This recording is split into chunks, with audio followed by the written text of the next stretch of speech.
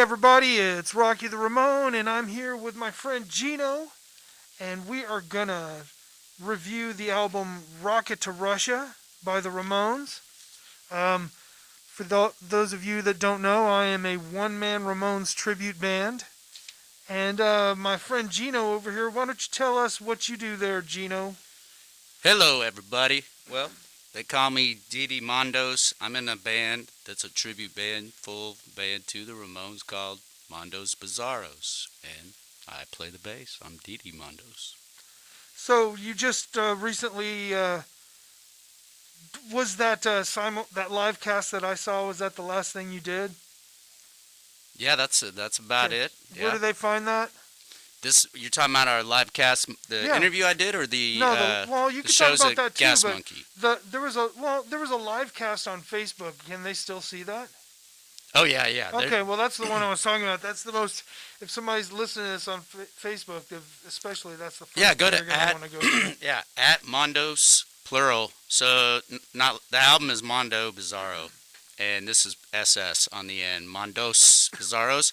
So it's just at Mondos Bizarros on Facebook, and there's a lot of straight up live action, and there's also the live feed. So there's Facebook Lives taken of us on a stage at a club outside Yeah. called Gas Monkey, where we're doing 7 and 7 is and a lot of other stuff. That's more extemporaneous because you're seeing us Yeah. all over the place on a big stage for a crowd. Then we did what you said. We did a Facebook broadcast out of a studio, an old psychiatric center in Garland. That was cool too. All right.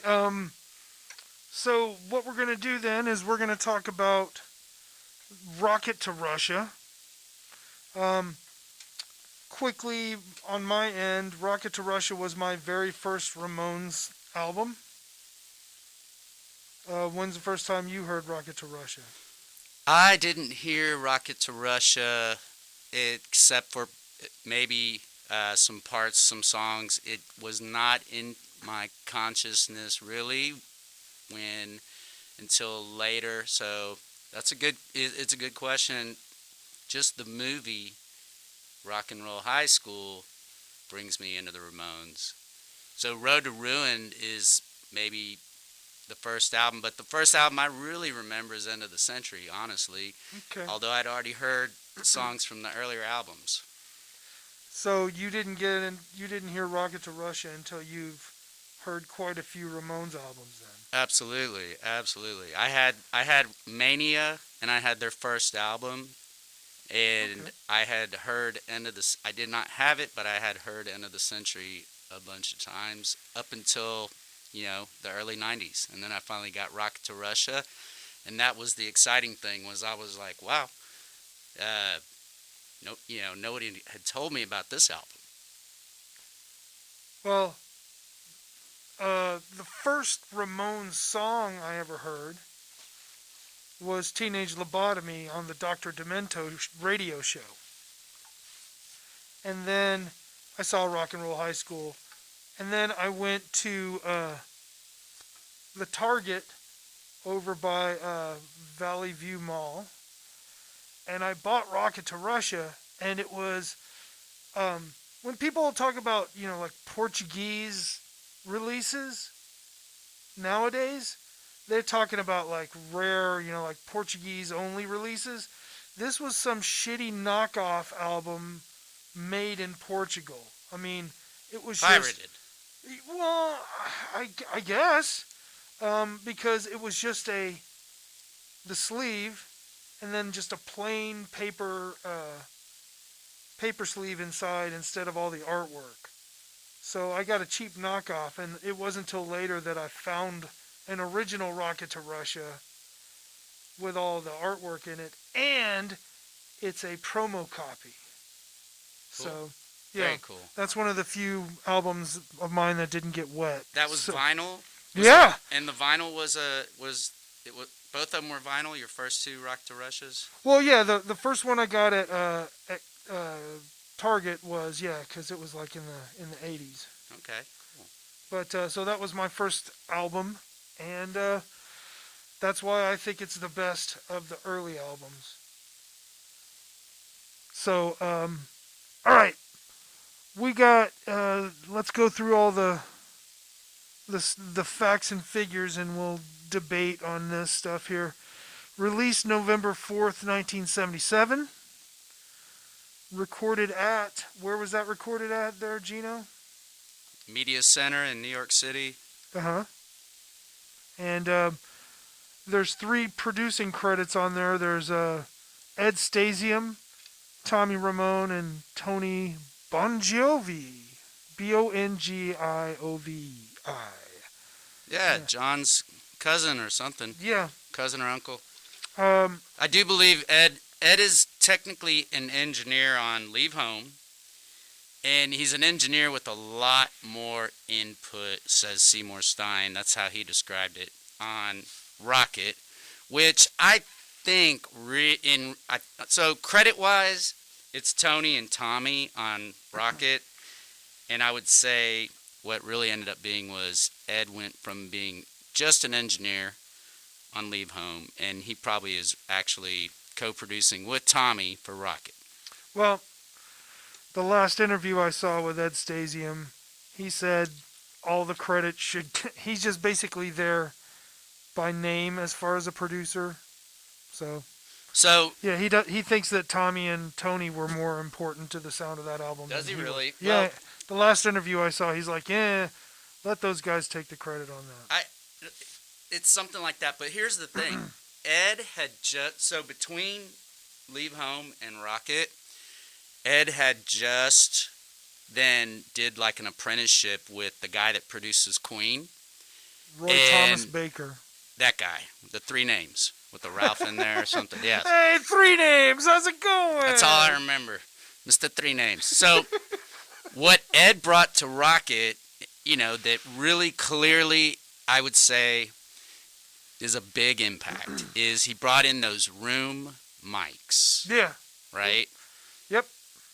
And that's going to give... So they had Johnny and Dee Dee's amps isolated in boxes in this big room that used to be a church, but it's just like a brown, I don't know, it's like a building in New York City built in the 1920s, but it used to be a church, so they still have stained glass in there. It's sort of that cathedral type feel, and they have room mics now that are picking up. Ed Stasium said there was some bleed coming out of the boxes, right? And the other room mics pick up just enough of that, and that's what kind of is that Rocket to Russia sound. I agree that I just don't like Leave Home that much. I think Leave Home is about... I like that as much as I like Van Halen 2. Oh, man.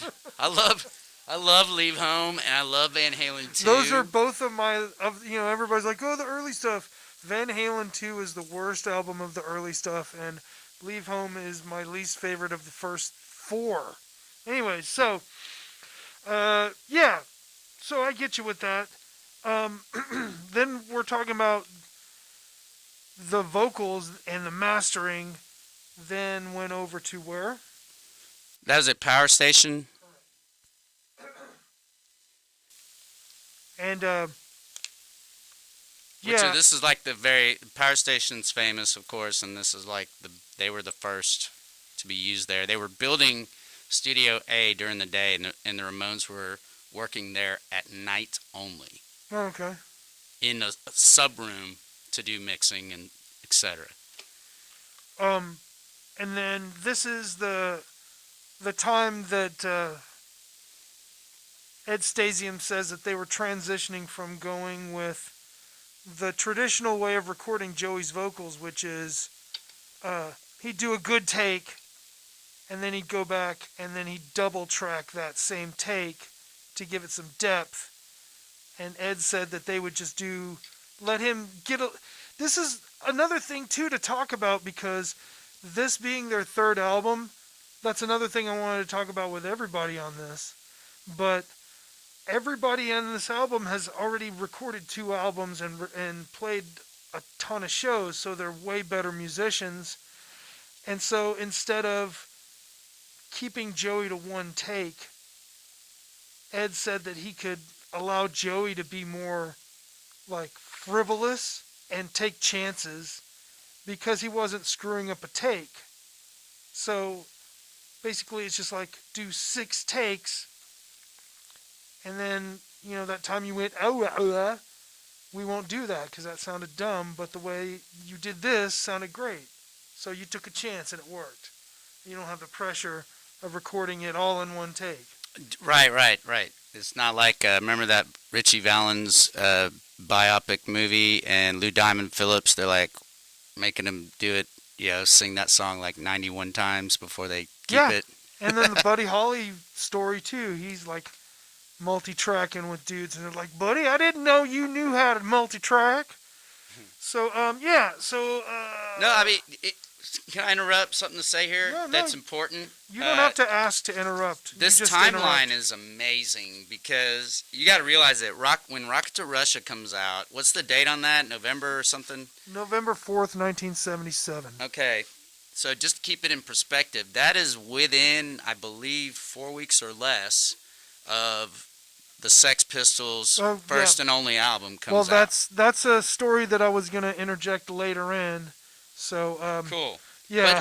But the Ramones had Leave Home in early 77, and they had, same year, they have Rocket to Russia comes out in late 77, and then their first album came out April 76. Yeah, back in the days when you'd make fucking 2 albums a goddamn year, maybe 3.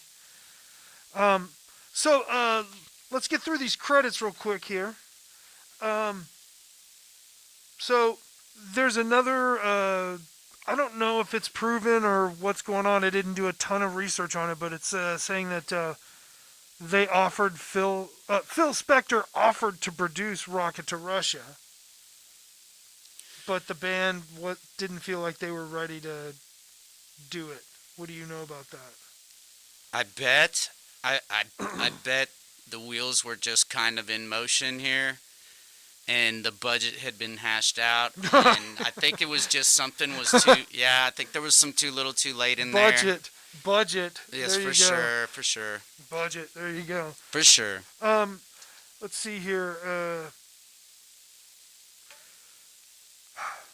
John Gillespie directed the artwork on the album. I don't know much about that, but I'm going to be speaking to somebody pretty soon called Spencer Drake, who does a lot. Who does? Oh, yeah. Gillespie supposedly, Seymour Stein says he's important connection for Sire Records to through Elton John to Europe, as Sire Records ended up having The Cure, The Cult, a lot of alt rock band hit bands on Sire Records, right? Diggity. And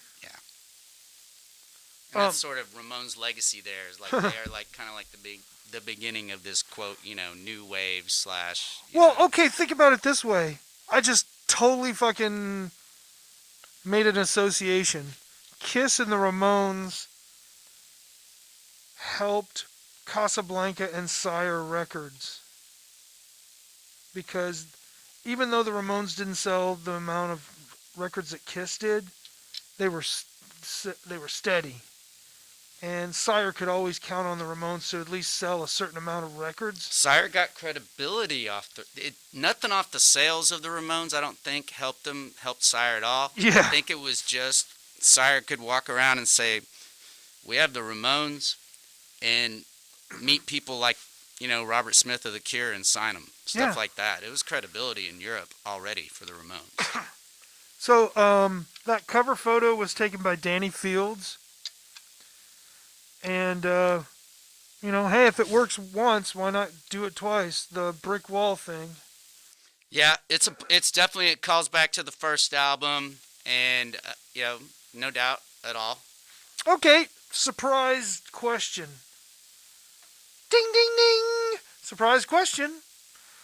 What is your attitude about Ramones album covers that don't feature a picture of the band? Go. That's a good one. Probably less impactful to me. Okay, off the top of your head, Pleasant Dreams. Yeah, less impactful. Brain Drain. That's not bad. that looks like a thrash band album. That doesn't look like a Ramones album. It begs a little issue, but there's something speaking to me there about Dee Dee about to leave. I don't know. Yeah, but they don't need to put that on a Speaking fucking of. album cover. That goes in the songs. Okay, can you think of anything else that doesn't have the Ramones? Unless it's like their logo and shit, but Yeah, without- Adios Amigos was my least favorite album cover, of course. Yeah, Adios Amigos, my least favorite album. Oh yeah, yeah, No- that no looked doubt. like a fucking shirt that they sold at a dollar store. It does. It Yeah. does, and Like, let's paste a dinosaur on here. it's very bad. But I get it, but it's bad. And then, what's the help me the tribute the cover album Acid Eaters. Acid Eaters. That one I really did dig. I dug that, and it Okay. doesn't have the Ramones. But I feel like the guy doing Acid is some version of Joey and Johnny and Dee Dee and Marky all in one. Oh, like the Hotter Than Hell album on the back cover. There we go. Wah, wah. Yes, the Ramones and Kiss are always connected to each other. All right, let's see here. Arturo Vega is credited as the artistic coordinator. John Holmstrom illustrated for the album and collaborated with Johnny for the back cover concept. And you got to sit down and have a powwow with Mr. Holmstrom. I did And, talk to him. What happened with that? So I did just reading is that Holmstrom said Johnny and he were really cool at this time and talked a lot, and he thought Johnny conceptually had good artistic ideas, like, hey, what do you think about doing this? And now when I'm fast forward or rewind till when I met John Holmstrom a couple years ago in New York, and he had just come out of his apartment flat, came down and watched us play. He said that around just after Road to Ruin, Johnny decided never ever again to speak with John Holmstrom. Like, it was done. It was done. So After Road to Ruin. That was right after Road to Ruin, or about that time. In other words, still in the 70s, Johnny decided to never talk to John Holmstrom. He had marked him. He got pissed off at him, something John did or said. So you didn't get it out of him what it was then. He didn't give me the juicy bits, but he told me what he felt like that it wasn't really something that was a big deal, but that John had just decided, like, okay, fuck you, this cannot be repaired, you're out. I know how people can be. I can be like that myself. So now we're looking at the singles from this album are Sheena is a Punk Rocker, which I have the date of May 77. Rockaway Beach, released in 77, that I don't have the month. And then Do You Want to Dance, released in 78. Sheena is a Punk Rocker. Great single. These are big singles. All of them are, 2 out of 3 of them, though, are surf rock. Okay, well, let's just real quick. I want to get to the rest of the technical shit, but since we're both in Ramones tribute bands, nothing gets girls up off their asses and shaking their butts like Sheena is a Punk Rocker. The girls love Sheena is a Punk Rocker. I'm with you on that. Yeah. It's female friendly. The Ramones are female friendly people. Especially the first 4 or 5 albums are very female friendly. So the thing about Sheena though is it predates the rest of the songs not being written but being recorded. Is that correct? I think that's how I understand it. Just like that too. Yes. They were testing out some of these songs in the club. Seymour Stein heard Sheena and was like, "That's got to go. That's got to be put out now." He loved it, in other words. And this is like right out of like being tested So, at CBGB's or something. where did Sheena get recorded at? That's maybe a leftover from Leave Home Sessions or after Leave Home Sessions, right? Sun Okay, Dragon. so yeah, so that's the thing is, but the rest of it was at Media. What was it? Media what? Media Center. Okay. So here's the weird thing about Sheena is a punk rocker, and that is that song appeared retroactively on Leave Home. And Gino, can you tell me why that song all of a sudden appeared on later pressings of Leave Home? Man, you got me on the spot here. How much money do I get for this? Okay, I'm gonna bet the house on this one. Okay, I'm just Okay, Chuck. What's his name? I'm just gonna. How much money do I have? I'm gonna bet it all. Okay, so I'm what's gonna your say it was for Carbona, not glue, having to be pulled, and there's also another song gets put in there. Well, Sweet Little Ramona. Really, Ramona was on the second pressing on the UK release. Oh, okay. Well, the UK doesn't count. This is America. They probably sold more UK releases. Now here's the tragedy: is that all of my vinyl got soaked. Well, not all of it. There's some remnants. I still have my Rocket to Russia, but my Leave Home with Carbona not glue on it was destroyed. Oh man, that sucks. I have it, sir. I don't want to one up you, but I'm gonna tell you, the Ramones sold so few records at this time. Yeah. That I think it would be cooler if you had an original press with Carbona, not glue, removed. I honestly think that would be worth more money. Well, that's interesting. I saw a lot of those. I think the initial press probably had more Carbonas. I don't know, but I have one. All right. So let's go through the song list, and we're starting off with Cretin Hop. And to me, I got these off of the internet, so we all know how accurate the internet is. But it says the song credit is Ramones. Personally, I think this is an incredibly good song to start everything off with. Yeah, this is one of their absolute top, 6 hits. It really is. It's one that even if people haven't heard it before will instantly like it. It's that good. Well, the other thing that makes it a really good song to start off is that the intro is just Johnny. Everybody loves that. It's one of those things of kind of like, I always was a fan of for instance, the start of It's Alive, right? Hey, we're the Ramones, and this one's called Rockaway Beach. 1, 2, 3, 4, go, right?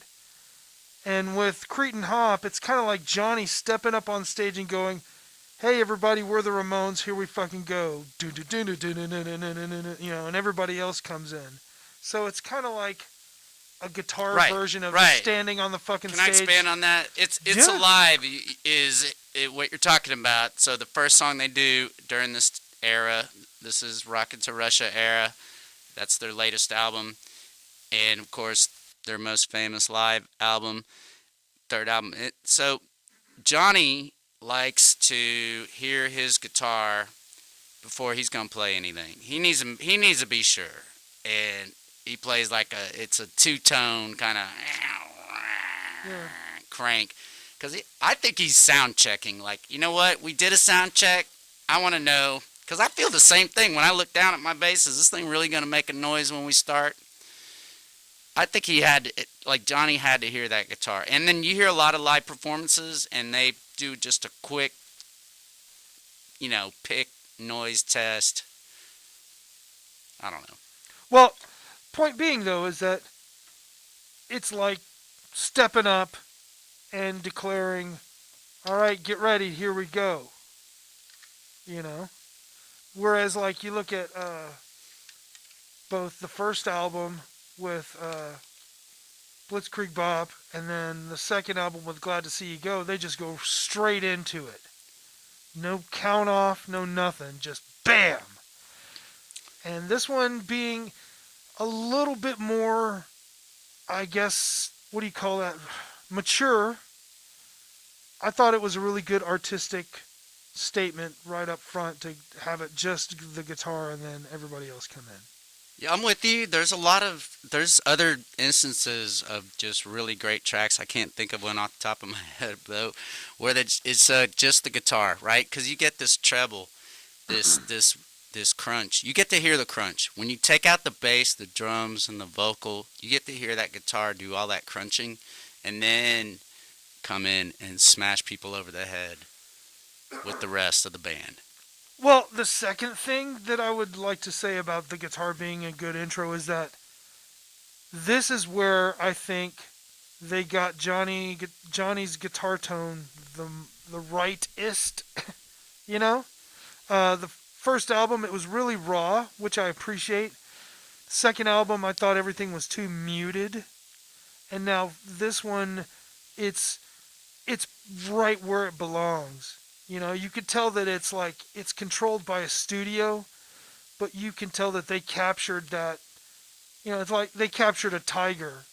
Well, it does. Okay. So when you say that, tell me what expand on that. When you say it feels like they captured a tiger, second one's too muted, first one's kind of raw. Give me this because I want to talk about this. This is pretty interesting. Well, basically it fills the sonic space that the guitar fills. I know that's kind of basic, but what I mean by that is that it's the first album, it's more like a buzzsaw kind of sound, and it's more narrow. And then with the second album, it's more muted. But the third album, you can hear it's like more akin to the first album. If they'd have had a better studio for the first album, that's what I think the guitar would sound like. So what I'm saying is, it's still got the rawness of the first album, but it was produced better. So it's, in my opinion, the most perfect guitar sound that Johnny Ramone has ever gotten on an album. Okay, no, cool. Do you think it's a real, like, punk rock? You think it's a ballsy guitar tone? Do you think it's really distorted? Really, Johnny played on everything on tens, right? He played the gain all the way up. He's a blaster. So do you think? I'm just saying. I'm not asking you if it's an out of control feedback or anything. I'm just saying, is it not a balls out Marshall? It is, but that's my whole point, is that it's kind of like, this is going to be a really weird way to make a point here. But if you have a bass drum head, you have a bass drum, and you take the front head off, or you cut a giant hole in the bass drum head on the front, not the batter side, what you're doing is you're giving it a lot more width. But the problem is that the reason that you have a front bass drum head is because it gives you a certain kind of compression, right? So instead of using the word compression in like, oh, I'm going to turn on the compressor, the idea of sound compression containing a very loud object within a certain set of parameters, whether they be physical or electronic. In other words, a bass drum with a front head and a hole in it sounds a lot better than a bass drum with no front head on it. So what you got here is a really loud Johnny Ramone contained within the studio environment, but with a hole in the front head instead of just Johnny Ramone with the front head completely gone and completely open and raw. I have no idea what you just said. No, I'm Well- joking. No. That's a joke, man. I like it. You delivered. I like that you went into detail. Here's the interesting thing is that on this album, they were very careful to put in acoustic guitar tracks with their original Yeah, that's track another mix, right? That's another and they thing. put in even clean channel electric guitar tracks with the crunch guitar tracks. So that to me is surprising. Well, here's a little secret that for all of you people that are into extreme music, most of those bands that are super heavy have this thing called a Roland JC120 in a box somewhere with a microphone on it, and it's like the cleanest amp in the world. It's a jazz amp, and Metallica probably has like 2 or 3 underneath the stage in a box with a microphone on them. Right. So right. So we're getting into like the physics of sound, where I mean, you can't, think about a bell,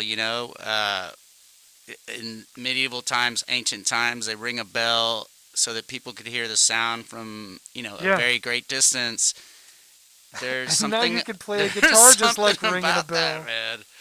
There's something about allowing So you put those bell chimes, you put those acoustic and clean tones into, because to me, Rock the Russia sounds just chaotically controlled. Like there is a ferocious sound.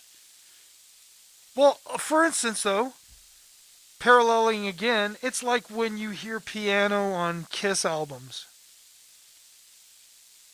You know what I mean? Not like Christine 16 where it's up front, but where you're hearing stuff in the background that's chord support. That's the same thing as using a clean channel and this and that. So, yeah, once again, I'm going to find a way to get the Kiss and the Ramones to relate to each other. I hear you. When you said Kiss albums, I was going to say Kiss album because I've only listened to one Kiss album several times. That's the first one. Oh. And no, I've listened to that one plenty of times, and I like it.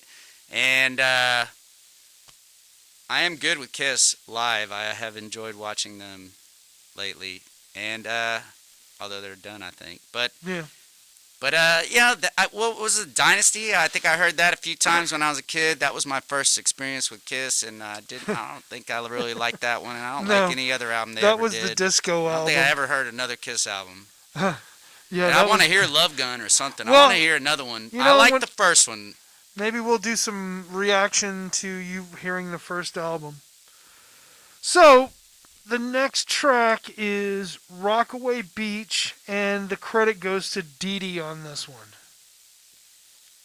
Yeah, the problem is we're crediting now after the fact, because when this album is released, they still credit all tracks to all 4 original members and royalties as well. And so, somebody said, Ed Stasium says, or Tommy Ramone said, this is a Dee Dee song. They say that he wrote it on the bus in England, and there happens to be a great photo of Dee Dee on the bus in England by Danny Fields, where he shoots, he's like laying back, like with his feet up in the air, and Johnny's right in front of him. Did you see that picture? I've seen so many Ramones pictures, they all just blur together. But yeah, Dee Dee penned it and had the whole concept figured out. Joey claimed, really kind of claimed Sheena, and I know Joey wrote the lyrics to it. I don't see Joey actually having come into the studio with a scratch like, hey guys, it's going to sound like this, and playing it for everybody, because I don't think he could play that song, honestly, that well. But, I think he had the skeleton of it, maybe. Okay. But I think the other members helped him with it. Rockaway Beach, here, can I say something about that? You don't have to ask, man. All Just right, say so what's interesting here is that Rockaway Beach, that Tommy says it funny, but what's his name?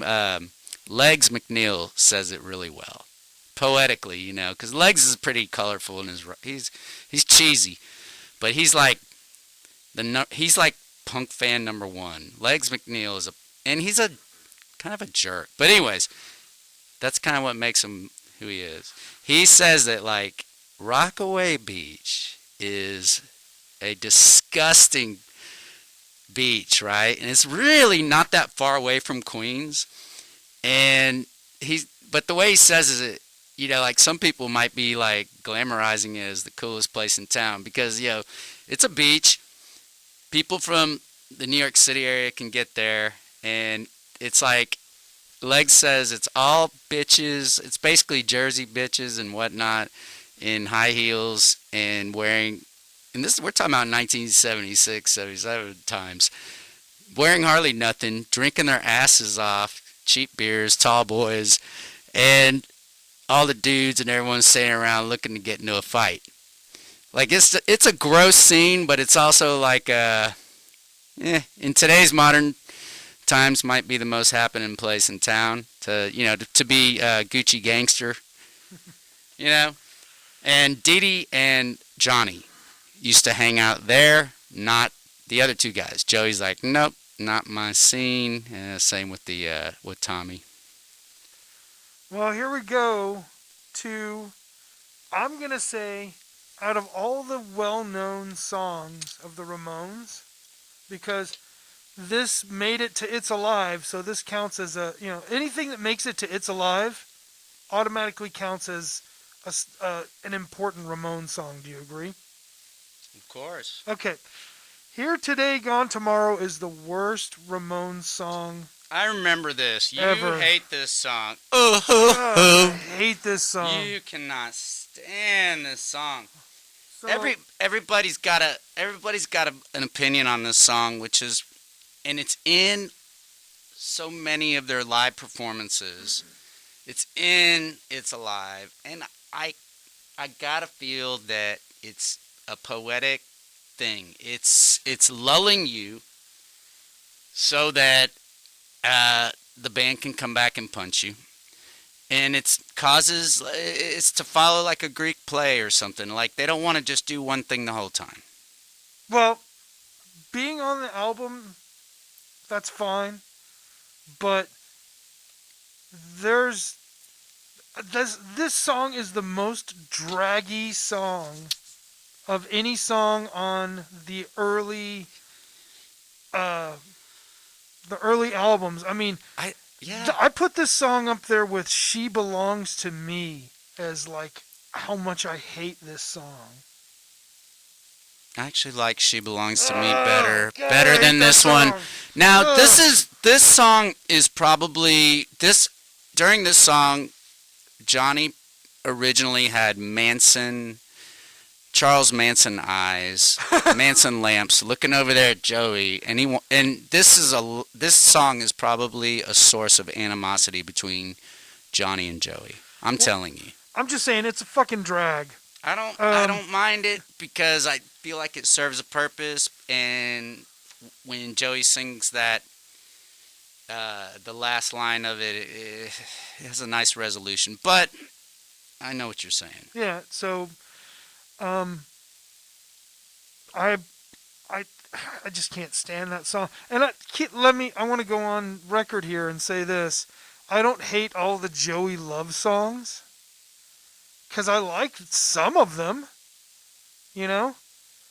But when they get all down and draggy, for instance, Questioningly, I'm assuming that's a Joey song. That's a Dee Dee song. Oh, really? Yeah, it is. I think it's a brilliant fucking song. That's a great man. fucking song. I thought it was a Joey song. It's one of my favorite songs. But there has to be some Joey songs that I like, but we'll figure it out later. The problem is everybody has lead singer disease too. It's not just lead singers. People think Joey wrote everything because Joey was the greatest. He was a great frontman, and he was a Ramone, and he is your speaker. He is your mouthpiece or whatever. He's everything.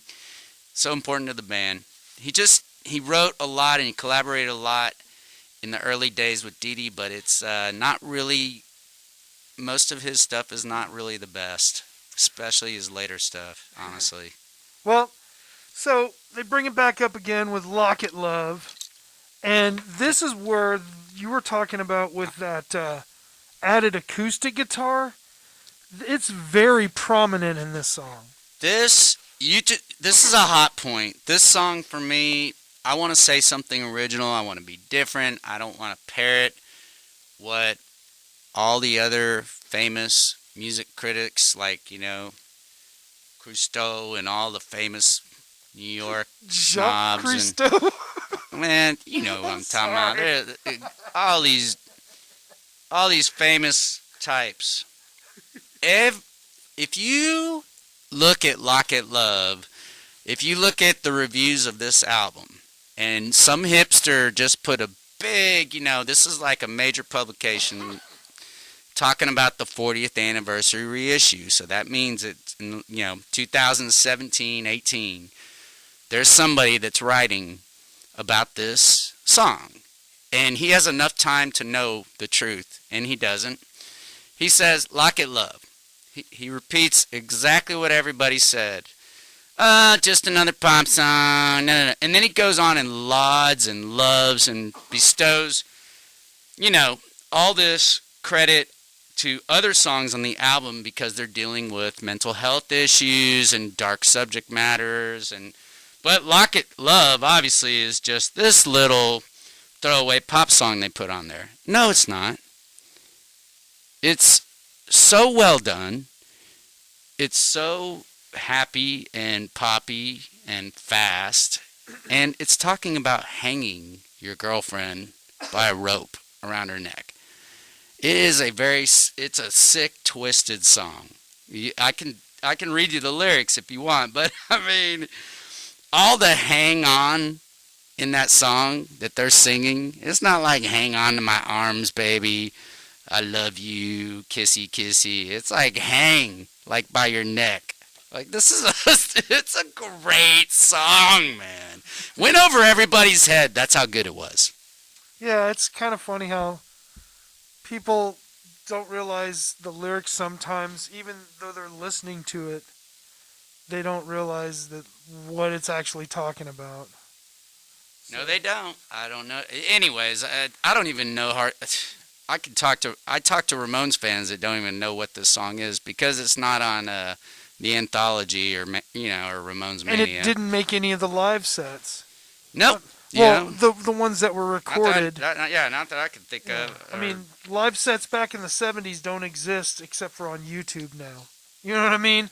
But It's Alive exists and Lock It Love ain't on there. There's more out now. That's what's messed up. That's uncool, man. Like all the old people that were fans, they never had access to all this stuff unless they could find a bootleg. And now you got somebody that's like 13 years old that might be listening to more exclusive material than. I think that's great. Than someone that's been a Ramones fan since day one. Yeah. Hey, I've been, well, not since day one, but I've been a Ramones fan for a very long time. And, I'll just go into this for like half a second. I'm not a snobby Ramones fan. I think that the Ramones belong to everybody retroactively and proactively, just like Led Zeppelin and the Beatles. They are on the level of everybody is allowed to like them now because and you can't get pissed off just because they don't know every song. I'm with you, man. So, I don't care. You have a very generous attitude about it. I like that. Thank you. I Don't Care by Joey Ramone. It's credited to Joey Ramone. If that is Joey that wrote that, I will tell you right now, I believe it. I think Joey can go there. I think he may have done it. I believe it. If that's what the word on the street is, I would have guessed it as a Dee Dee song. However, the lyrics are absolutely brilliant. They are just simply, I don't care, over and over until he says about a few times. And he says, like, what, about your... About this world. About this world, right, yeah. Which John Holmstrom's illustration is of. right? Where he's got the world. Yeah, I forgot to start talking the about that with each greaser. song, but I guess it's too late to talk about that now. We'll talk about that in a second. We'll talk about it as a Cool. cluster, and also. But tell me that you know the lyrics of every Ramone song by heart, just about. So, I'm yeah. not good with words. Yeah. I don't care about this world. I don't care about that girl. that girl. I don't care. That's it. So here's something else that's funny. It's a freaking great song. As a little sidebar, I'm recording a drum cover of every Ramones album in chronological order. Is that right? Chronological order. There it is. And I'm up to Rocket to Russia, coincidentally. There's only one crash cymbal on I Don't Care. That's cool because yeah, that's cool. The first part of the song, right there, that's the only crash cymbal on the entire song. I listened to it with in-ear monitors that are like we need to talk my about really this. finely tuned Shure in-ear monitors. Yes, sir. I listened to it like 3 times. I'm like, there's only one crash cymbal. You know, I'm a Tommy fan. I like Tommy better than Marky and everyone. And well, that's another podcast. We can go, through all the drummers and stuff. But okay, I Don't Care. I like this song. I don't think it's a drag. And it's not just the lyrics that I don't find to be a drag. I think that the music it's kind of almost like, to me, the first time I heard this song, because, we also need to, do the traditional, what did you think the first time you heard this stuff? But this song almost sounded like kind of like Dragnet, or some kind of gangster kind of jazz song. Just put a jazz beat behind that and there's a guy getting beat up in an alley. But yeah, so I like I Don't Care a lot more than Here Today, Gone Tomorrow, that's for sure. All right. There we go. We've got progress. Okay, another song that always gets the girls off their asses and shaking their butts in the aisles is Sheena Is a Punk Rocker. And it also says that it is credited to Joey Ramone. Like I said, I think Joey maybe came up with all the lyrics, and the way I've heard Joey talking about the song, he never talks about any of the musical changes or notes or licks or anything enough to where I just think that he had the song and got some assistance from, little assistance maybe from Tommy and or Dee Dee, but I give Joey the credit, and I think it's a fantastic song.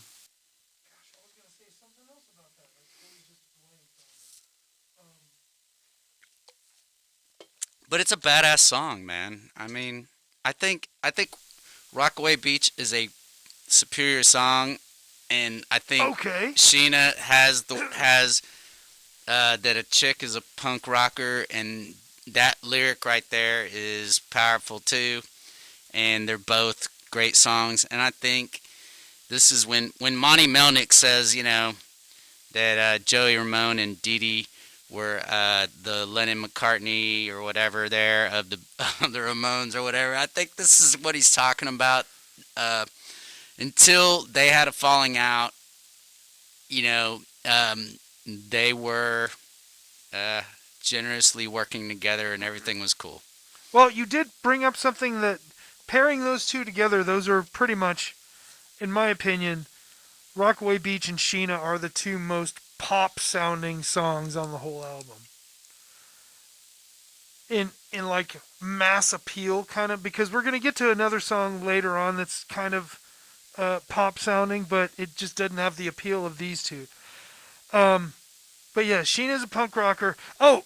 I'm looking for the set list is all I'm doing. Okay, well, that's I don't know okay. why, or the album track list. We're going to also, every once in a while, talk about with stuff like this, stuff that you thought you heard, because I didn't have the lyric sheet of this. I had the cheap-ass Portuguese pirate. But you bought it at Tyrant. At Tyrant. Target Yeah. pirate. That can't Yeah, be pirated. Target pirate. Because I bought Rolling Stones and Beatles in Europe, and that was straight up pirated. Who knows? Targeted. It could It have was been targeted. It could have been something that they did a deal with, a retroactive deal to reprint them in Portugal, whatever. But I didn't have the lyric sheet, so when he says New York City really has it all, I thought he was saying Little Sheena really has it all.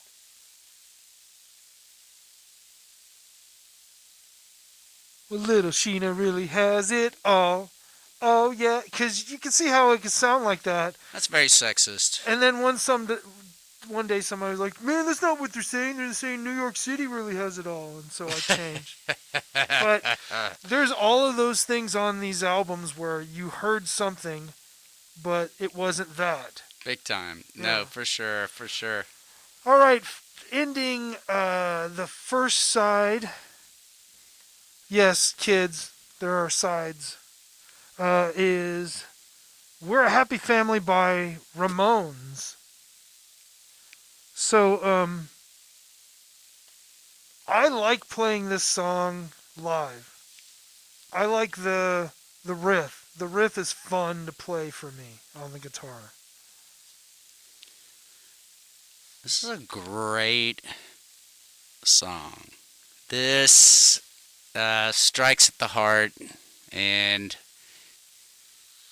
I don't know what else to tell you except it's a very good song. I would think it would be the ender. Like if that track was in these sessions, I would have thought it would have been the album ender. Well, thematically, you would think so, especially with that fade out. So, first, let me get back to addressing that guitar part has just enough movement on it to make it fun to play, but it's not really hard. When I first started trying to learn the Ramones on guitar for real, when I started to do the Ramone, that's a song that I had to look it up on YouTube and watch somebody play it. That second part, the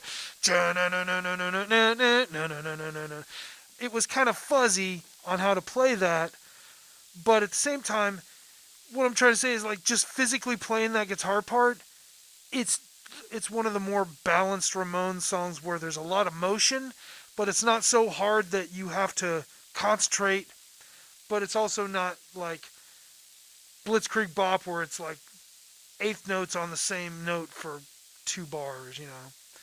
So I think it's one of the most perfect guitar playing songs on this album. I don't know, man. For me, it's a song where it feels like my heart's gonna explode. It's hard to keep it going, and we're a happy family. The thing about that song is to me is it's got a speed thing to it, and I don't know. I taught a guitar player one time how to play that song. Like he couldn't learn it or something. I don't know what to say. Well, it's not their easiest song. It has weird sounds it's doing. I don't know. To me, it sounds like drugs. well, there's drugs in this song. I agree with you on this. The whole thing about it's hard to teach anybody that plays one of the instruments in the Ramones, and even singing wise, how to play it because people assume that it's just really basic, so you don't have to learn anything about how to play that style.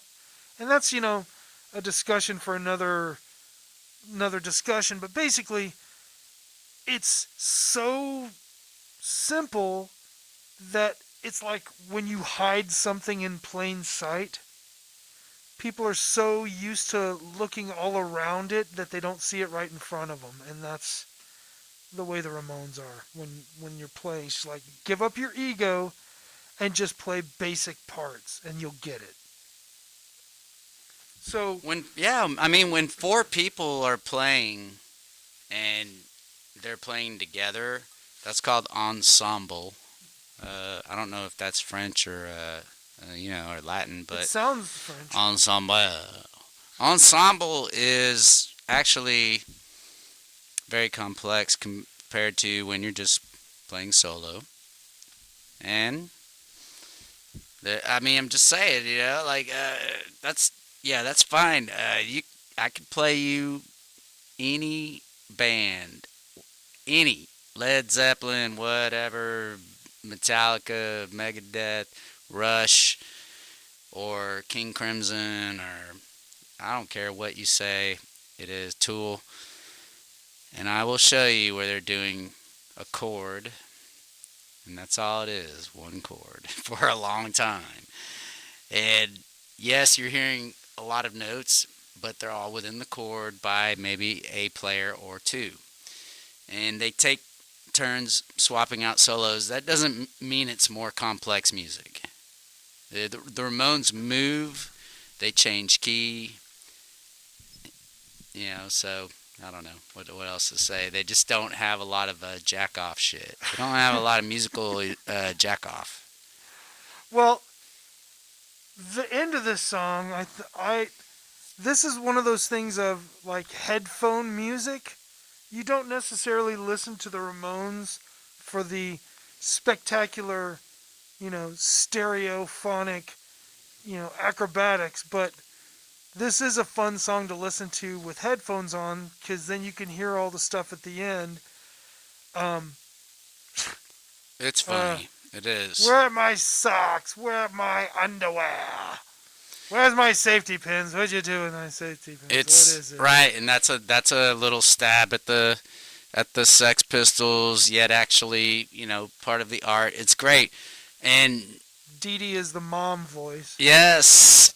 So I have the box set. Sorry, man. And it has on the bonus material there's just strictly Joey and Dee Dee doing that that's shit. up on YouTube. Have you? Oh, you've heard it? Oh yeah, everything's up on Oh YouTube now. yeah. Man, these fuckers.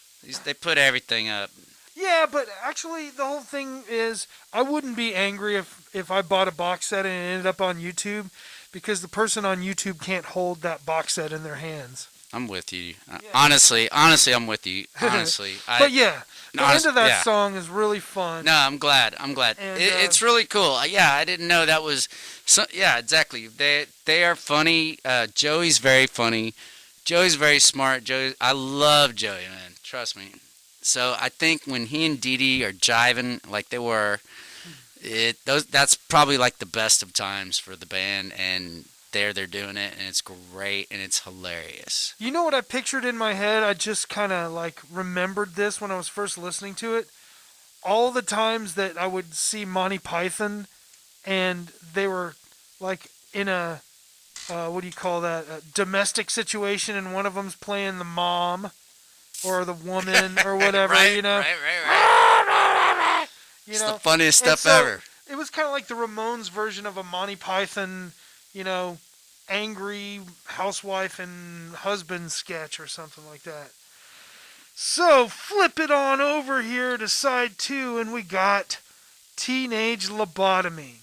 Now this song, I think when you talk about something that is on the list of the most perfect Ramones songs ever, I think that Teenage Lobotomy has to be up on the, how everybody says the Mount Rushmore, Teenage Lobotomy is on the Mount Rushmore of Ramones songs up there with Blitzkrieg Bop. And Cretin Hop, Lobotomy. I would say they're in the top 5, 6, 7. Cretin Hop doesn't belong on the same level as Teenage Lobotomy. Yeah, okay, well. And I'll tell you why. Let's talk about it. Okay, because everything about the Ramones is in this song. You've got a chant, right? You've got humor, and you've got mental illness. The 3 things that the Ramones are known for, other than playing fast and, playing three chords is mental illness, chance, and humor. I'm okay with. And this has I'm all okay. I'm okay. I'm just gonna let you know that Cretan Hop has those three elements. 1, 2, 3, 4. Well, the Cretan refrain, or during the chorus or whatever the background vocals, I'll concede that point on you. But I still think that Teenage Lobotomy is more of a focused Ramones song than Cretan Hop. I'm okay with you. I'm okay with that. I just think they're in the same. After Lobotomy, Cretan Hop, and like I said, just a few. Yeah. As far as what most people know, and the biggest, I don't know. Well, so here we go now. Teenage Lobotomy is my origin story. Uh-oh.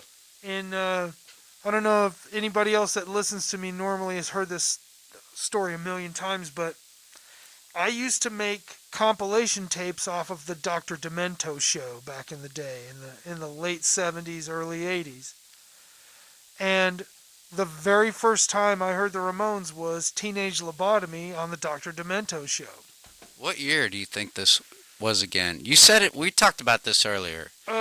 I would probably make it maybe, let's just put a center point at 1980. Maybe. Pretty much whenever Rock and Roll High School was starting to be played on TV. You're pretty young still in 1980. Well, how are you taking in 1968? How are you taking in Dr. Demento's show? Oh, I loved that stuff because there was. How did you get it? How did you tune into it? It was on the radio. First, it was on KZEW, and then it was on Q102. Okay. So in 1980, that would make me 12 years old. And I heard both those stations when I was a kid, but shit, I don't remember. Yeah. So, Dr. Demento, for those of you who don't know who Dr. Demento is, he's the guy that broke Weird Al. Correct. And he had a Sunday night show that played novelty music. And most of the first punk songs I ever heard were on Dr. Demento. And a lot of songs parodying punk songs I heard. So on what'd you Dr. think Demento. when you first heard Lobotomy? What? I loved it. The very first time you heard it. Well, it wasn't too long afterwards that I saw that Rock and Roll High School was going to be on TV. So I watched that, and Teenage Lobotomy was on there again. So, I mean, I listened to that one tape over and over, and then the next thing you know, I had to go buy all that stuff. So, once again, go to the Target, buy Rocket to Russia after I hear Teenage Lobotomy, and then see Rock and Roll High School on TV around the same maybe year or so. Meanwhile, End of the Century is out. Yeah, so 80, yeah. Like, So End of the Century's out at, is it 81 or 80? I think End of the Century was 80. So, maybe I'm in the 81, 82 time. I'm not really completely sure. But End of the Century's out and you're buying Rocket to Russia. That's really cool, though, man. Yeah. That's really cool. And because after Rocket, what was your... Okay, I don't want you to digress too much, but what's your second Ramones album after Rocket? Oh, Because we're talking about album days, when you had to get albums. That would be... Mania didn't exist. Anthology didn't exist. YouTube didn't exist. I hate to be a braggart, but my second Ramones album was Too Tough to Die. So, Really? two very important albums in their careers were my first two Ramones. And you saw Too Tough to Die tour. Correct. At the Arcadia. And which is now burnt down. Here's a story that I forgot to tell about We're Happy Family. Somehow, I got 3 girls to go with me to the Arcadia show, and I'm playing We're a Happy Family in the car, and the Daddy Likes Men part comes on, and one of them goes, "Oh my God, how sad!" And I'm like, "What? That Daddy Likes Men?" And they're like, "No, that they're so famous, but nobody likes them." I'm like, Yeah, baby, I know the feeling. So, yeah, back to Teenage Lobotomy. I mean, and then, that song, Okay, that's the staple. Ed Stasium calls Lobotomy the mini. What does he call it? Mini symphony. Like you realize that Lobotomy is, as quoted by some of the thrash guys too. The big four plus Overkill. Overkill, of course, being from New York, New Jersey. I think New Jersey. The thrash. You know about thrash. Oh, You know yeah. about this, right? I played in a thrash band in 1988, yes. Well, then you know all about it. They were so thrash was like a old school, stoner, Sabbath, slow, sludge, metal mixed. No, I'm saying the thrash guys took the punk from the Ramones and mixed it with metal. Like they all say it. I mean, everybody in Anthrax and Metallica and Overkill says it Yeah. regularly that they took the Ramones, especially Overkill says they just took Ramones with Judas Priest and mixed it together. The new genre is born called thrash. But Lobotomy is, to me, sounds like kind of like a Metallica song. Yeah. Honestly, that's what Metallica does. Is they do exactly what Lobotomy does on the fretboard, just exactly. Well, here's a cool thing about that song from a With drummer a little more, point yeah. from a drummer point of view.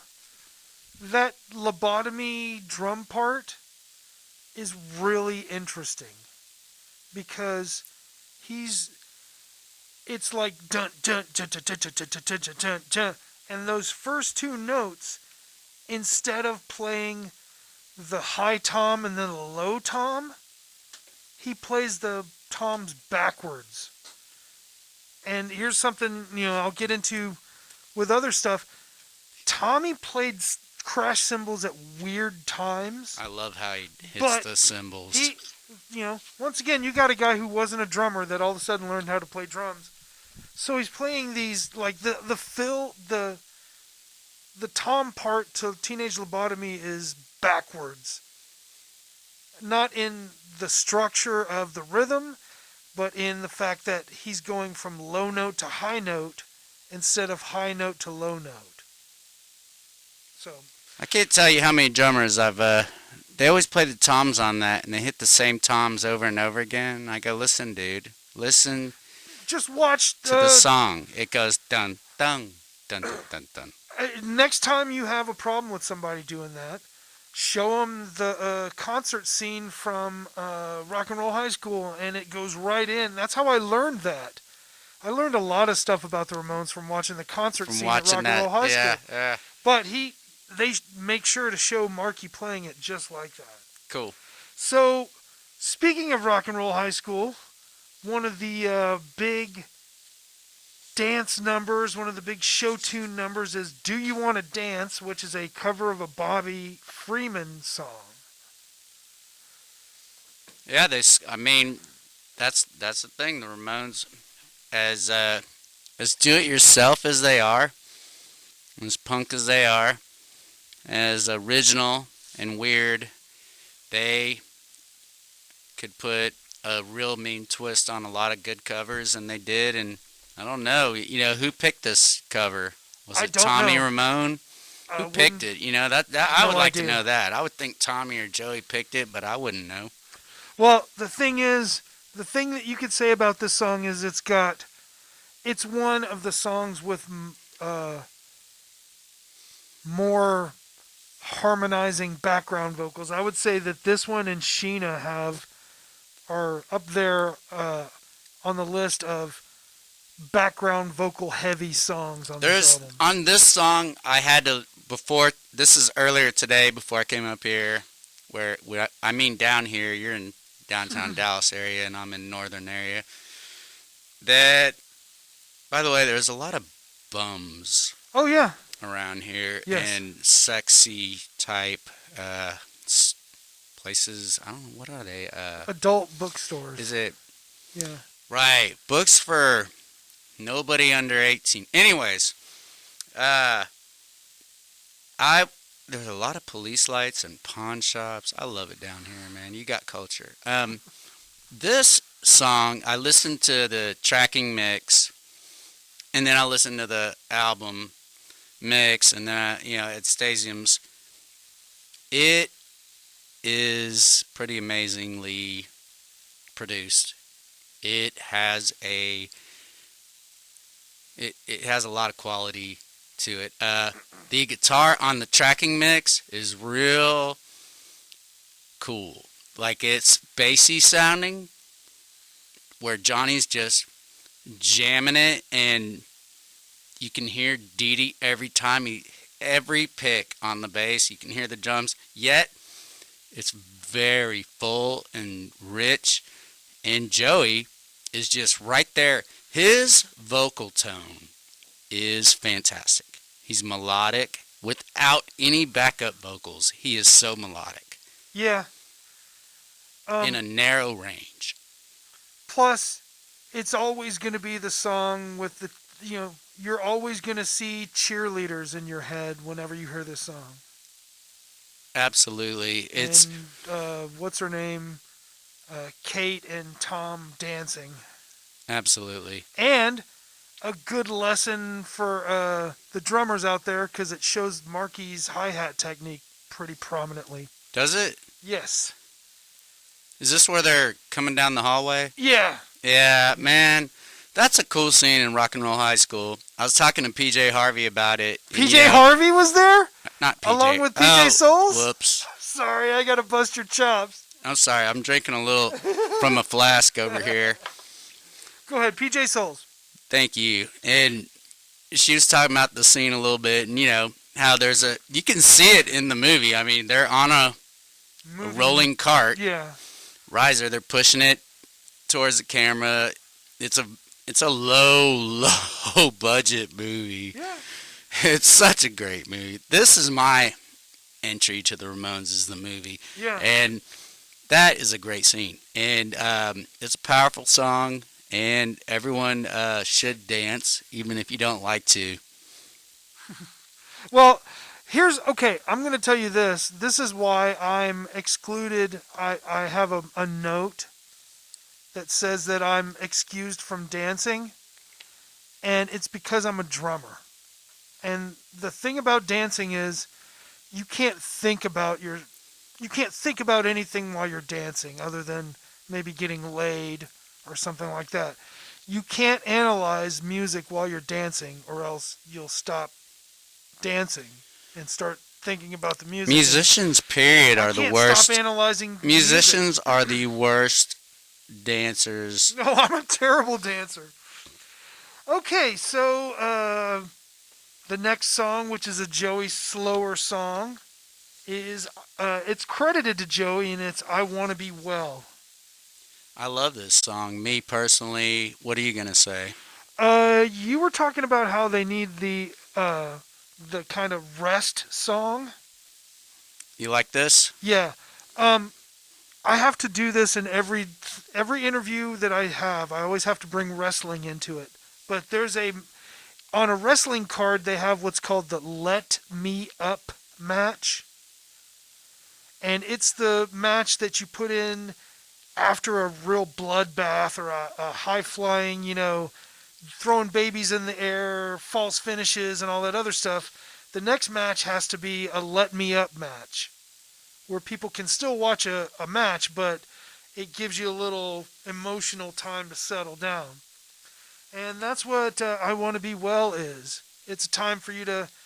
It's still a hard song. It's still everything that is a Ramone song, but it's a Let Me Up Ramone song. It is, and this is a brilliant song.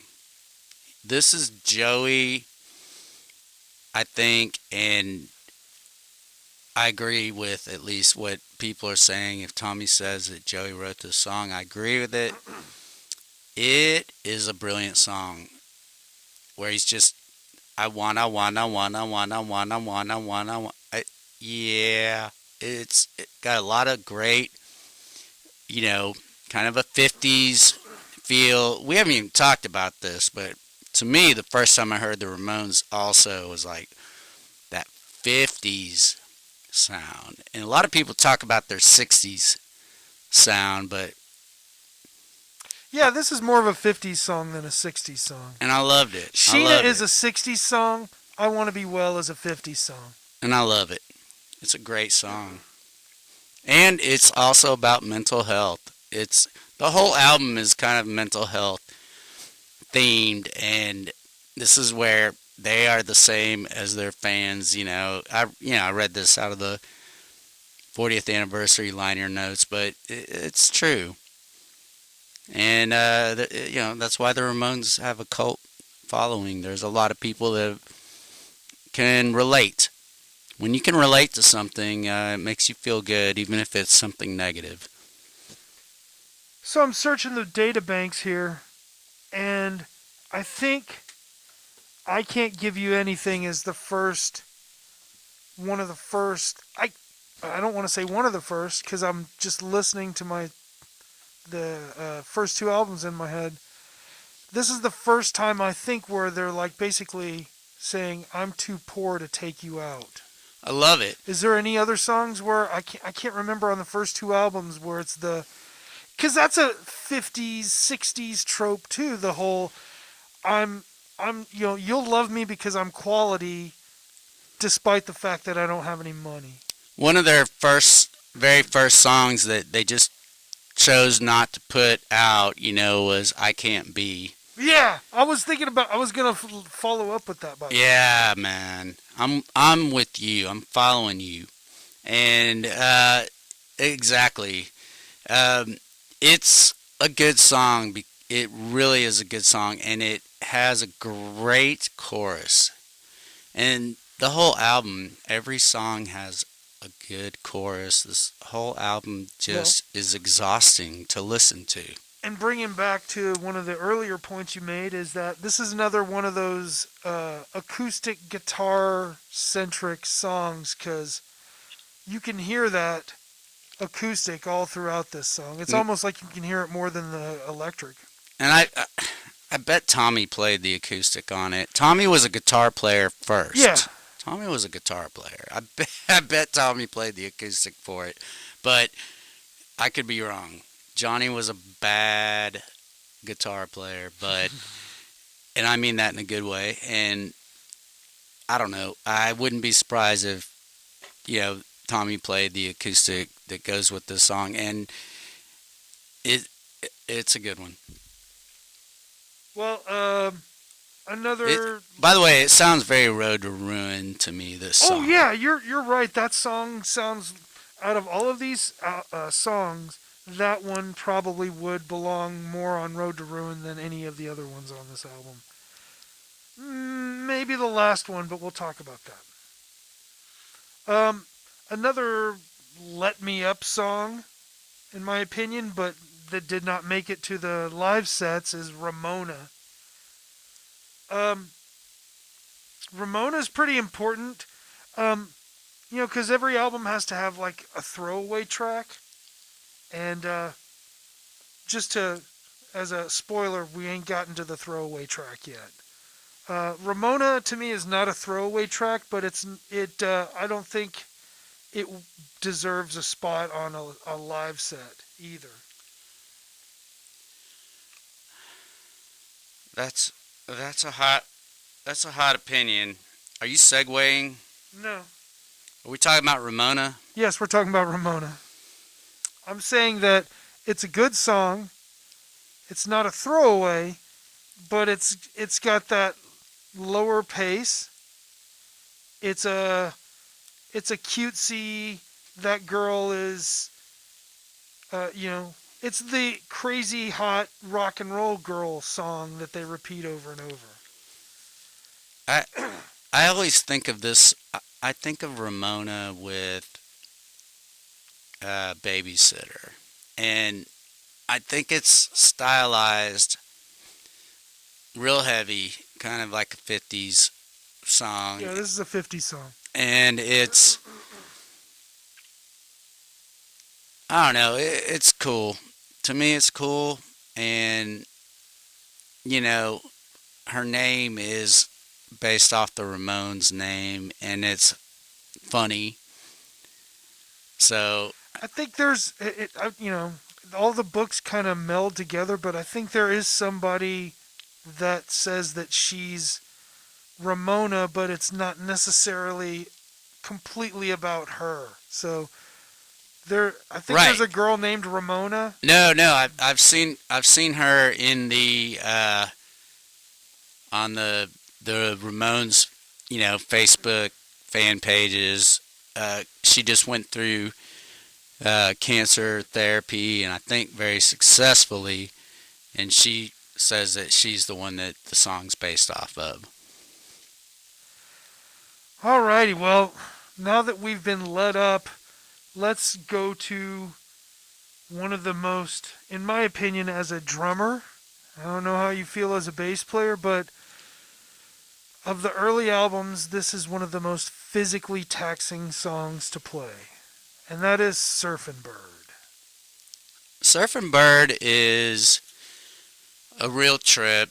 It's it's a very chaotic garage band, the Trashmen cover. And, whether it's Louie Louie by the Kingsmen, or you can take other garage band rock songs. The Ramones were kind of a garage band, rock and roll. I don't know. To me it's a very good cover. It's a kind of a tough song to play because Joey alternates his up and down harmony of vocal, his melodic vocal. He alternates between 1 and 3 and 2 and 4. And it's a weird one. You got to count how many times, and everyone in the band has a different, you're playing it, because I played it with, 8 drummers. And, everyone has a different idea of how it goes, and the way it really goes, well, I don't know. It's just easy to get lost in that song. Very. And here's the thing is, if the singer, to me, when I would get lost, it was when a singer wasn't singing it the way Joey sang it. That's always what happens, because you can't improvise Surfing Bird, because everybody get lost if you do it. Everybody, you cannot, exactly. The alternating that Joey does on the vocal is difficult for singers to pick up on and to do. And if they don't do it exactly right, then you don't know when the change is. So then it's okay. Everybody knows that the Ramones are eighth notes, but this song is eighth notes with very little wavering. And one of the things that people that don't play the Ramones on an instrument should figure out is that the little tiny transitions between, like, for instance, the transition between a verse and a chorus, what that gives the musician is a slight variance on the repetitive motion that they're making, right? And that slight variance, it's kind of like almost like switching a gear. But if you have to play the same thing in the same spot, eighth notes like that, I know for sure on the drums, it fucking tires you out, because you don't have crashes, a lot of crashing and a lot of changing to switch gears. It's just that one gear straight ahead. This is one of the most straight line Ramone songs on the catalog. It's just one straight line. yet the subtle changes, and if you're not all together, and getting 4 people together on that song, believe it or not, can be difficult. Yeah.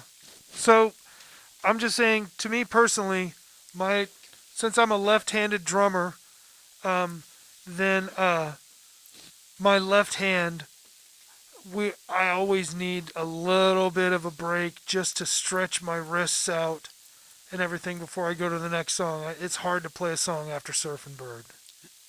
And that's your strong hand, your left hand. Yeah, that's my hi-hat hand. That's brutal, man. Your right hand probably feels like Popeye. Your fucking forearm after playing over and over and over for fucking 3 minutes. You know. Alright, so now we're looking at the last song on this album, which is Why Is It Always This Way? And I said that this is the throwaway track of the album. But when I say that, that's because every other song on this album is such a good song. Even the song I hate the most, Here Today, Gone Tomorrow, is still a major song. So, Why Is It Always This Way to me is the weakest song on the strongest album. In a bottle of formaldehyde. Yeah, you gotta give somebody credit for finding a way to rhyme with formaldehyde. Yeah.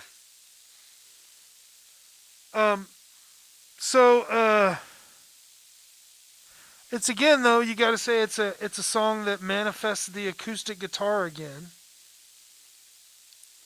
I can remember hearing that a lot in this album. In this song. I think it's a cool song. I don't know. I think the last song on any Ramones album, on all Ramones albums, is they deemed it, for that position for a very specific reason. And on this album, which many, I think you included, think it's their very finest album. All the critics say it is now. That might change one day, but as critics do change. But it's a cool song. It's really dark lyrics. I like it. I don't know if I like it as the album ender. Yeah, like we said before, We're a Happy Family should have been the song that ends the album.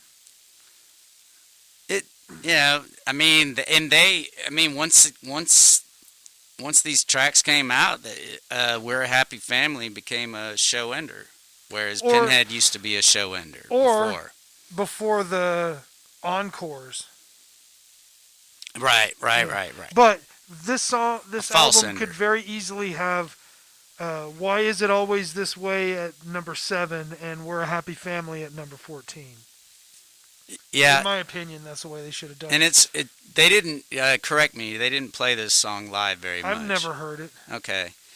So I still think it's a good song, but I'm too much of a fan. I kind of think all their songs are good, except for Touring by Joey. You don't like Touring, huh? Nah. I like that song, but that's another. We'll talk about that sometime else. We'll file that away in the Rolodex. All right. So after the eighth note fest that is Surfin' Bird, we get the last song, which I said was a throwaway track. And I mean that it's a throwaway track in that it's the least good song on an album full of really great songs. Again, you have a song that has the foreshadowing of the next album on it. Yeah, you're right. It has that, just almost that Bad Brains, production on it, which I love Bad Brains. You mean Bad Brain? Ah, you are correct. God damn. See, I try to tell people that Robert is right there with anybody on the Ramones. Thank you, Robert. You're right, though. Why Is It Always This Way does sound like it could have been on Leave Home, that's for sure. Kind of. But okay, back to your point. It's yeah, and it's a burnout track that has the repeat with the fade out slash. I was just thinking it could have been done in the first 50 seconds. That song could have been Yeah, 50 seconds long, and it would have been a great song, probably. yeah. Um, and like I said, it should have ended side one, in my I'm opinion. okay with that too. But you know, Either 50-second song or just swap it yeah. completely in position with We're Happy Family. So the thing, other than the songs and all the production and the musical uh, progression by the band, in this album for sure, the quote fifth member of the band has to be the John Holmstrom artwork. It goes with the album big time. They even just released a like a collector's pin, like old school rock pins.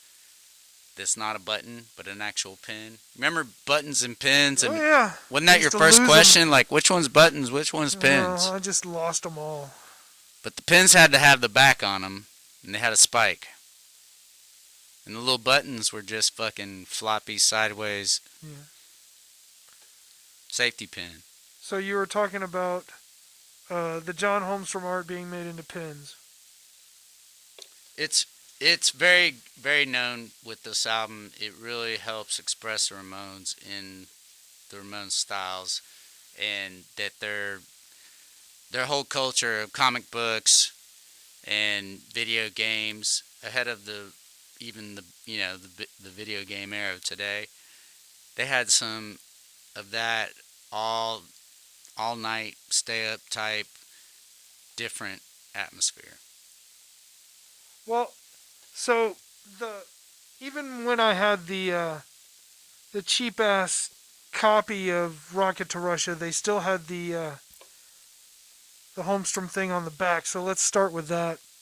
Um, yeah, that has to be one of the best back covers of any album I've ever seen. John was he got $1,000 flat fee for everything he did in connection to this album with artwork and the credit. He's one of the credited people on the album. His total compensation was $1,000 one time ever, period.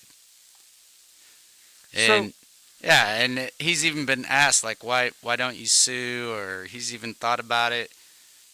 And there's like, hell no, he's not going to do that. Like it wasn't Yeah. with the theme of what they did and the times and everything. And he said Johnny Ramone actually had the entire concept of the back album cover, and John made it. So that it's really kind of a Johnny work art as well. He credits Johnny. He only got paid $1,000 one fucking time ever, anyways. Well, so yeah, that's one of the things from the 70s and the 80s that I remember from Dallas, at least, was they had this kind of pop culture thing where someone would do a hand drawing of, like, for instance, Dallas, and it would caricature places in Dallas, like, you know, Chili's restaurant in the 70s or this and that. And they also did that with Six Flags and the map. And it was, you know, it was an exaggerated kind of cartoonish version of a map. So I kind of connected with that because I'm like, hey, that looks like, you know, the same kind of concept that I saw in advertising and the map at Six Flags. Which is a very badass thing that you thought that, because the accuracy is amazing. I have a collector's item that a friend that was one of our first drummers when I was first doing Ramones tributes, plural now. He went up there because he has family up there in the New York area, and he went to the exhibit, the Ramones exhibit. It was just a temporary deal, and he brought me back a big fold-out map of the whole Ramones world in New York. Oh, cool. And it's done by John Holmstrom. I think I've seen that.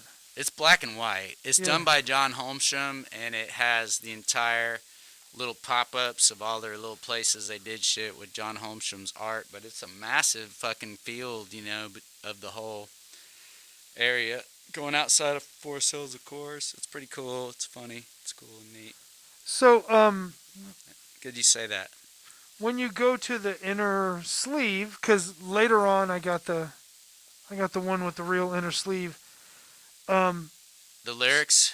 Yeah, with the lyrics on it. Some of these made it to T-shirts. The "I Wanna Be Well" illustration was a T-shirt. The Rockaway Beach illustration was a T-shirt. Yes, that's a big one. That's the big one. Yeah. I Want to Be Well, I don't remember so well. "I Wanna Be Well" is the one with the straight jacket. I actually have one still of that. I still have that T-shirt. That's classic. That's classic. But, and then of course you got the eagle on the surfing bird, which is cool, and then the Ramona, or excuse me, "Why Is It Always This Way" with the girl in the jar of formaldehyde. That is that's just a sick ass cool art. Now, but the Ramona one is the one that they did a parody with Joey as the Ramona on Punk album cover number 2. You beat me to John it. I Holmstrom. was gonna go to that. So yeah, that one's cool. The one that I really think So I think it's the other way around parody. that's fine. The one that should have been made into a T-shirt was the teenage lobotomy one, where the guy's pulling the guy's fucking brain out of the top of his skull. That is that not one? I've never seen it. it. It probably is, You would but know. well, okay. I'll tell you this: when I was buying Ramones T-shirts at Ramones shows in the '80s, I bought one with the "I Want to Be Well," but I never saw one with a teenage lobotomy illustration. Really? The other one that got made into T-shirts. The "I Want to Be Well" was the big one. You're right, though. Yeah. I remember everyone. I didn't get one, but everyone had that. And then the Rockaway Beach T-shirt. Yes, the Rockaway. Those two, I think, peaked in Dallas.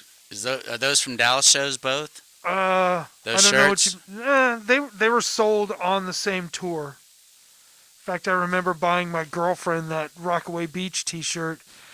But shows here in town? Yeah, it was at the Arcadia, and she was my girlfriend, and one of the reasons that I liked her so much is she had Riff Randall bangs. So then the other one that I think is a really good illustration, by the way, there's other ones. There's "We're a Happy Family," which is okay. The "Here Today, Gone Tomorrow" one is eh. But then the Cretan Hop picture is on par to me with the back cover, as far as there's so many little Cretan kids in there to look at. It's the one that I ended up staring at the most while I was looking at the artwork, because it has the most detail out of all of them. Cool. Connect that to, man, you just talked to somebody in an interview about really that topic. What? Who are you talking about? Lalia? Yeah. What have we talked about that? Kind of Refresh my memory. about this time, and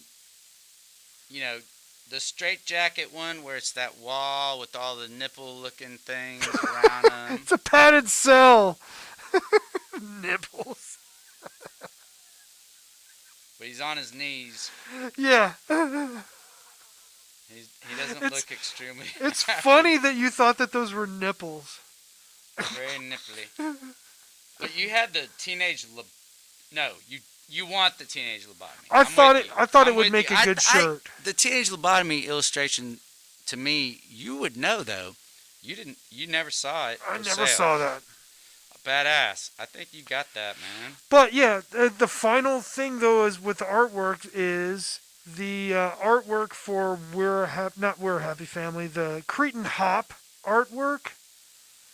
Um, it's once again it's the most detailed, short of the back cover, because it's got all the little Cretans in there. Well, I like the Do You Want to Dance one. It's a very plain look Yeah. of. It's a very plain Holmstrom's art. I gotcha. It doesn't have any frills. Yeah. But the Cretan Hop one, which is that one, man? I know you're trying to look it up on the internet. I cannot find the image. Yeah. Does it have a lot of little characters in it? Right? Yes, it does. Man, I need to see this. Well, Cretan Hop. Okay. All right. Keep going. I'll bring Yeah. it back up later.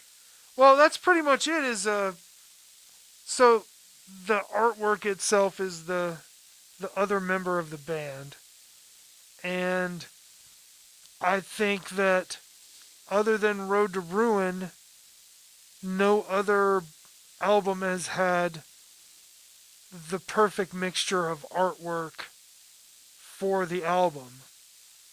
You know what I mean? There's been other albums that had lyric sheets on them, but no other album has had lyric sheets with illustrations that go with the song type. That's what I thought on Cretan Hop. No, you're right. It was a comic book story given to you on a record album, straight up. That is and this is an original artist who is using a little bit of style influence he stole from someone else. And who's that?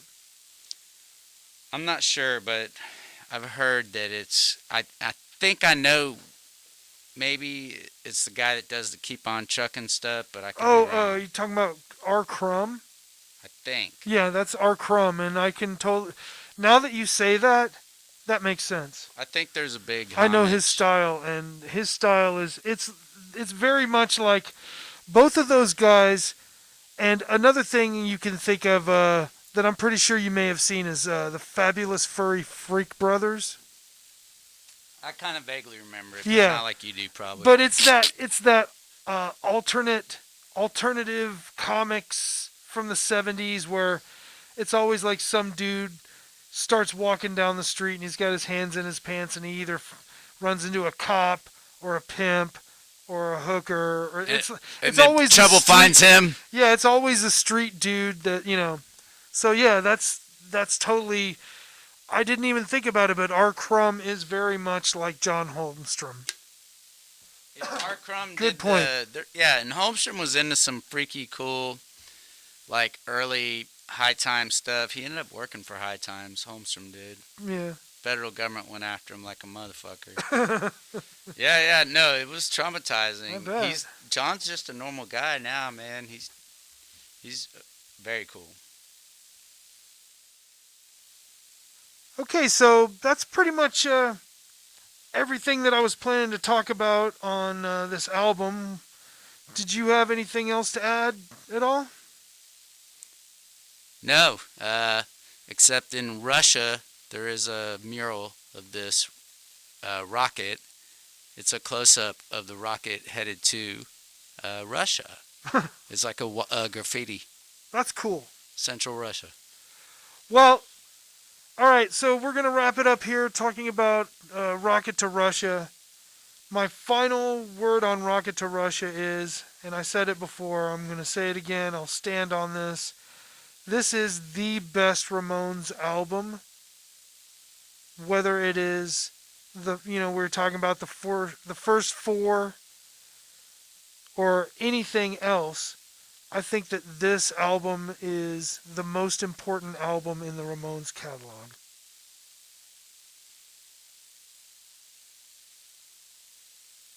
The defense rests its case over here. So Absolutely. there's no. I'm listening. No, man. This is your show, and I totally want you to say that, and that's cool because I'm just happy to talk about it.